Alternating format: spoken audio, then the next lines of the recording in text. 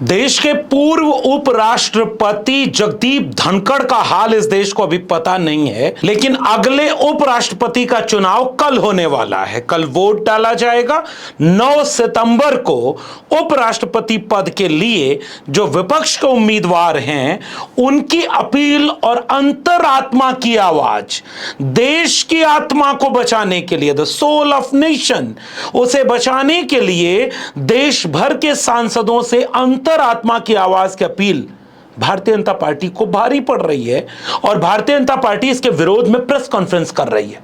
अब देखिए, उनका आज का स्टेटमेंट है, एक अखबार में छपा है, vote for me to save soul of the nation, opposition VP pick.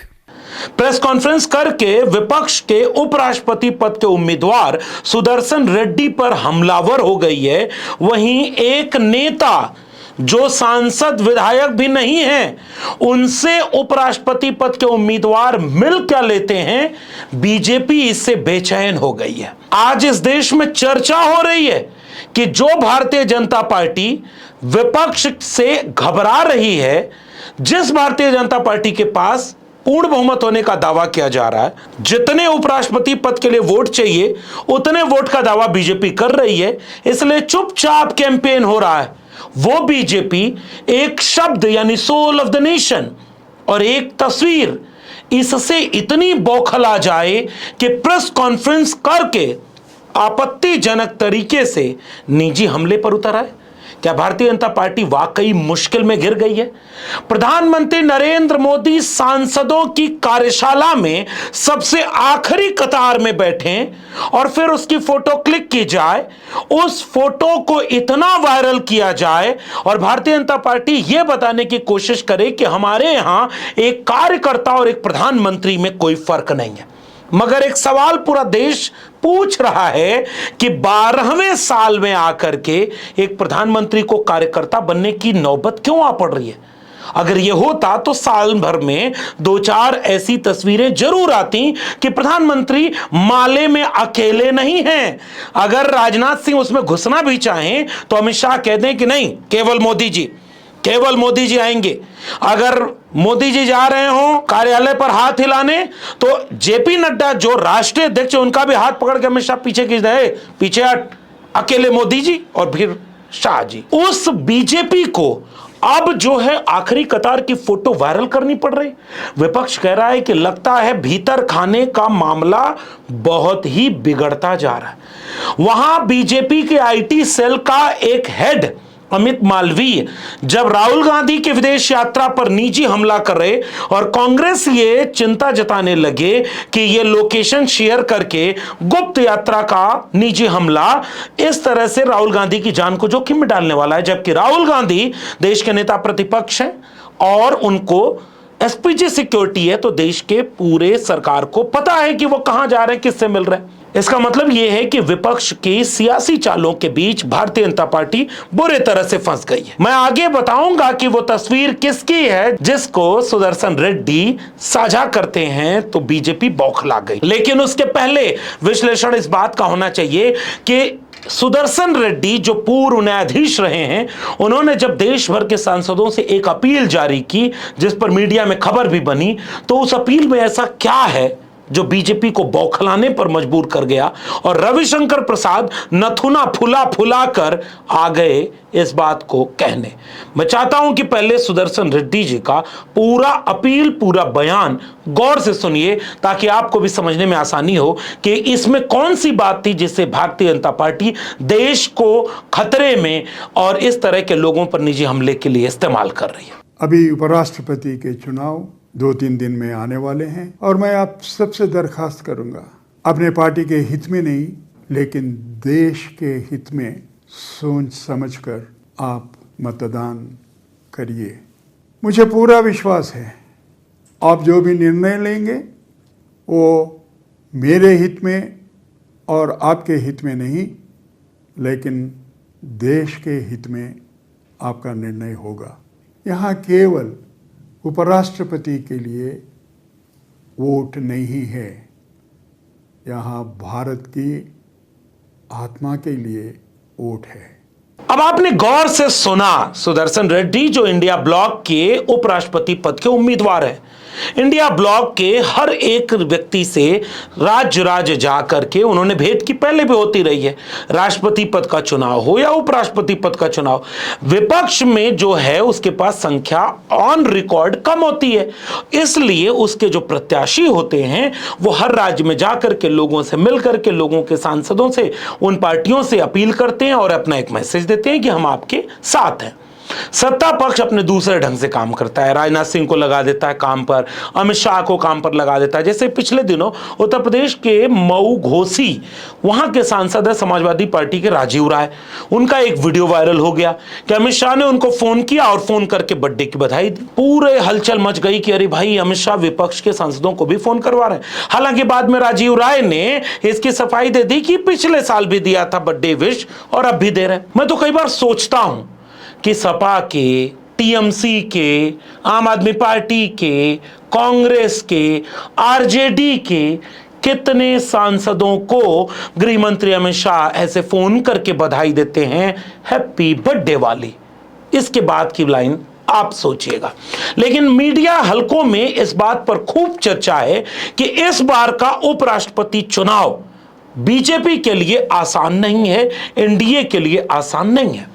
इसकी कई वजहें बताई जा रही हैं। जैसे सबसे बड़ी वजह यह कि अचानक आजाद भारत में पहली बार उपराष्ट्रपति का जिस तरह से इस्तीफा हुआ, और वो भी उस व्यक्ति का इस्तीफा हुआ जिसने बंगाल से लेकर के उपराष्ट्रपति पद पर रहते हुए राज्यसभा के सभापति से लेकर के बाहर तक निजी भाषणों में लगातार आरएसएस, बीजेपी, हिंदू राष्ट्र, भगवा और इस तरह के तमाम राइट विंग के नैरेटिव के साथ सबसे आगे खड़ा था।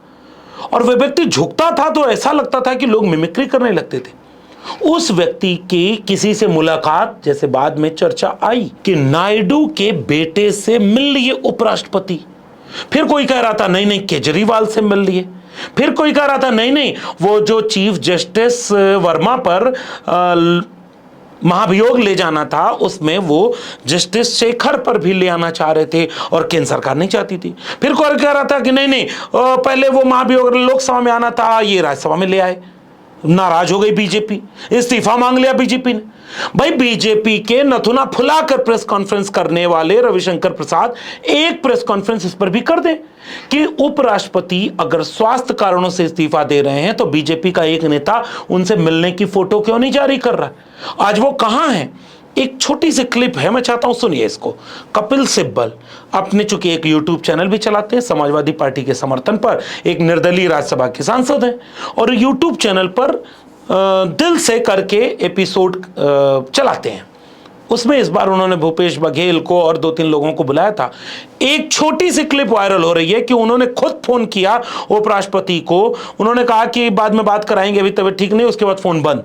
आज तक किसी को पता ही नहीं कि वो कहाँ है। अगर उपराष्ट्रपति के साथ ये कर सकते हैं और वो आज के दिन भी लापता है तो मतलब फिर तो किसी के साथ कुछ भी हो सकता है। देश पूछ भी नहीं पा रहा है ना, पता ही नहीं कुछ कि कहाँ है। उसके परिवार के लोग भी कुछ नहीं बोल रहे हैं, है ना, कोई नहीं। हम पहले दिन हमने फोन किया तो उन्होंने कहा कि वो आराम कर रहे हैं, अभी थोड़ी देर में बात करेंगे। उसके बाद सब बंद।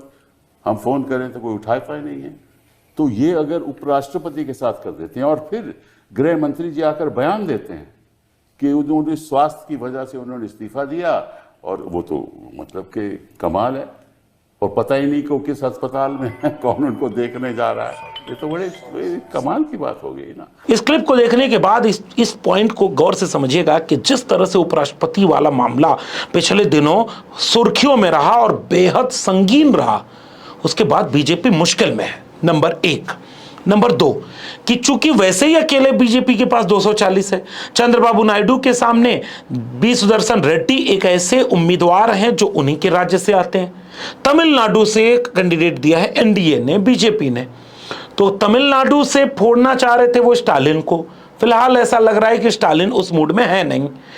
तो तमिलनाडु के बगल में आंध्र प्रदेश, और आंध्र प्रदेश तेलंगाना, वहां से बी सुदर्शन रेड्डी, पूर्व न्यायाधीश, एक अच्छी छवि, लड़ने वाली छवि।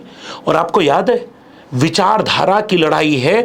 मल्लिकार्जुन खड़गे ने पूरे साझा प्रेस कॉन्फ्रेंस में यह बात कह दी थी कि एक व्यक्ति जो उपराष्ट्रपति बनने के लिए एनडीए की तरफ से आया है वो आरएसएस का कैडर है, और दूसरा व्यक्ति जो इंडिया ब्लॉक से है वो सामाजिक न्याय, संविधान, उसके विचार का आदमी। आप देखेंगे कि वी सुदर्शन रेड्डी पूरे देश में जब भी अपने प्रचार में गए तो संविधान की प्रति हाथ में लिए। हम संविधान की बात करते हैं और उसी संविधान की अंतरात्मा की बात सुनने के लिए उन्होंने अपने अपील में भी ये बात कही, और इसी अंतरात्मा पर पूरा गेम फंसा है। मीडिया में तो इतनी चर्चा है कि 2 दर्जन सांसद नॉट रीचेबल हो गए क्या एनडीए के, कुछ लोग गायब रह सकते हैं क्या वहां पर, कुछ लोग क्रॉस वोटिंग भी कर सकते हैं क्या।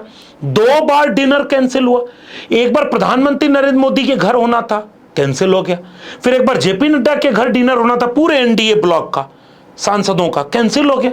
बाद में बताया जा रहा है कि पंजाब में बाढ़ आई है, तो पंजाब में बाढ़ आई है तो मोदी जी जाएं पंजाब में, एक आध फोटो वीडियो आए। अमित शाह जी गए तो उनका तो छीछा लेदर होने वाले एक वीडियो आ गई कि वहां थोड़े से लोग थे, तो वहां पर बाढ़ग्रस्त एक इलाके में, पंजाब के आगे शायद जम्मू कश्मीर का है, वो कहते हैं कि मनोज सिन्हा कह रहे हैं कि बाकी लोगों को भी बुला लो, तो वो कहा नीचे हैं, तो अमित शाह गुस्से में कहते हैं अरे 4-5 लोगों को नीचे से जाकर ले आओ, यहीं खड़े करो। देखा ना ये वाली वीडियो।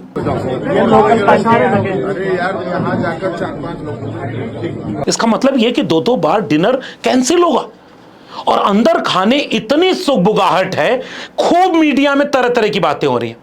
हमें लग रहा है कि चलो कोई नहीं, इस तरह की बातें ऐसे ही चलती रहती हैं, लेकिन जब मैंने ये देखा कि प्रेस कॉन्फ्रेंस कर रही है बीजेपी सुदर्शन रेड्डी के बयान पर, लालू प्रसाद यादव के साथ फोटो दिखा रही है कि ये कन्विक्टेड है, इनके साथ वो कर रहे हैं, और अमित मालवीय जिस तरह से इनके खिलाफ बोलने में लगे हुए हैं, इससे यह लग रहा है कि उपराष्ट्रपति पद का चुनाव बीजेपी के लिए इस बार बहुत मुश्किल में घिरता जा रहा है। अखिलेश यादव आज ही दिल्ली आ गए हैं, देश भर के विपक्षी सांसद आज ही दिल्ली पहुंच रहे हैं। समाजवादी पार्टी के पास 37 लोकसभा में सांसद हैं और बाकी राज्यसभा में है लगभग आधे दर्जन के आसपास। उसके बाद टीएमसी, उसके बाद आरजेडी, उसके बाद आम आदमी पार्टी, इनके भी कई तरह के मामले साथ में दिख रहे हैं इंडिया ब्लॉक के। कांग्रेस पार्टी तो है ही साथ में खड़ी, और उधर दक्षिण भारत में स्टालिन के बाद नायडू का पूरा समीकरण अभी भी खुला नहीं है, बैठक हुई नहीं डिनर वाली, तो मामला अभी बहुत उलझा हुआ है। मीडिया में इस तरह की भी खबरें आ रही हैं कि रात भर फोन किया जा रहा है, संपर्क किया जा रहा है, फिर भी बेचैनी कम नहीं हो रही है, तो अमित मालवीय के द्वारा ट्वीट किया जा रहा है। ट्वीट पर क्या भाषा लिख रहे हैं फिर मैं दिखाऊंगा। रविशंकर प्रसाद का बेचैनी भरा प्रेस कॉन्फ्रेंस। पहले अमित मालवीय का जो अंग्रेजी में ट्वीट है उसे मैं हिंदी में पढ़ रहा हूं, आप गौर से देखिए। लालू प्रसाद यादव जी के साथ वी सुदर्शन रेड्डी जो संयुक्त उम्मीदवार हैं इंडिया ब्लॉक के, उसके लिए अमित मालवीय लिख रहे हैं कि सुप्रीम कोर्ट के पूर्व न्यायाधीश और इंडिया ब्लॉक के उम्मीदवार, संयुक्त उम्मीदवार बी सुदर्शन रेड्डी ने हाल ही में चारा घोटाले के दोषी लालू प्रसाद यादव से मुलाकात की, जो न तो सांसद हैं और न ही उपराष्ट्रपति पद के निर्वाचक मंडल में उनका कोई वोट है। यह न केवल वह भयावह दृश्य है, भयावह दृश्य, बल्कि एक उच्च संवैधानिक पद के आकांक्षी व्यक्ति द्वारा सार्वजनिक जीवन में ईमानदारी पर चौंकाने वाला बयान है। ये कौन कह रहा है आप देखिए, मतलब आप सोचिए कि भयावह दृश्य और टेरिबल स्टेटमेंट, इस तरह की बात। इससे भी ज्यादा चौंकाने वाली बात है आम संदिग्धों यानी सेवानिवृत्त न्यायाधीशों और संवैधानिक न्यायिकता के स्वयंभू संरक्षकों की चुप्पी। इनका पाखंड उजागर हो रहा है। अमित मालवीय को लालू प्रसाद के साथ फोटो शेयर करने में इतनी आपत्ति हो रही है बी सुदर्शन रेड्डी के लिए। राम रहीम को इतना परोल देने वाली कौन? बीजेपी। पीछे से इनडायरेक्टली सबको पता है, बस चेहरा कई बार सामने किसी और का होता है। लाल कृष्ण आडवाणी से मिलने की फोटो, तमाम तरह से मिलने की फोटो, कोई पैर छूने जा रहा है, कोई मिलने जा रहा है, जिनका कोई वोट नहीं है, जो सांसद नहीं, जो विधायक नहीं, कई तरह की बीजेपी वालों की फोटो वीडियो आती रही। क्या किसी भी राजनीतिक रूप से सक्रिय व्यक्ति का उसी से मिलना चाहिए जिसके पास वोट हो, जिसके पास कोई अपराध ना हो, जिसके पास कोई सजा न सुनाई गई हो? तो भाजपा से अब विपक्ष भी सीख ले रहा है। जैसे योगी आदित्यनाथ ने मुख्यमंत्री बनने के बाद अपने ऊपर लगे सारे मामले खत्म करवा दिए, तो कल को भाई अखिलेश यादव मुख्यमंत्री बनेंगे तो अपने ऊपर के भी सारे मामले खत्म करवा लें, सपा के खत्म करा लें, कांग्रेस के खत्म करा लें। कल को तेजस्वी बने तो सारे मामले खत्म, केंद्र में बन जाए कांग्रेस की सरकार, तो राहुल गांधी को पहले यह चाहिए कि अपने परिवार के ऊपर सारे मामले खत्म कर दे, जैसे तड़ीपर वाला मामला खत्म और सुप्रीम कोर्ट से करवाओ। इसकी सबक सिखाई है देश को अमित शाह ने, नरेंद्र मोदी ने, योगी आदित्यनाथ ने, हेमंता बिस्वा शर्मा ने, अजीत पवार ने, नारायण राणे ने। और जब आप सत्ता का दुरुपयोग करके लोकतांत्रिक संस्थाओं से अपने मनमाफिक फैसला नहीं करा पाएंगे तो लालू यादव हमेशा चोर की तरह याद किए जाएंगे और भाजपा जलील करेगी लालू यादव।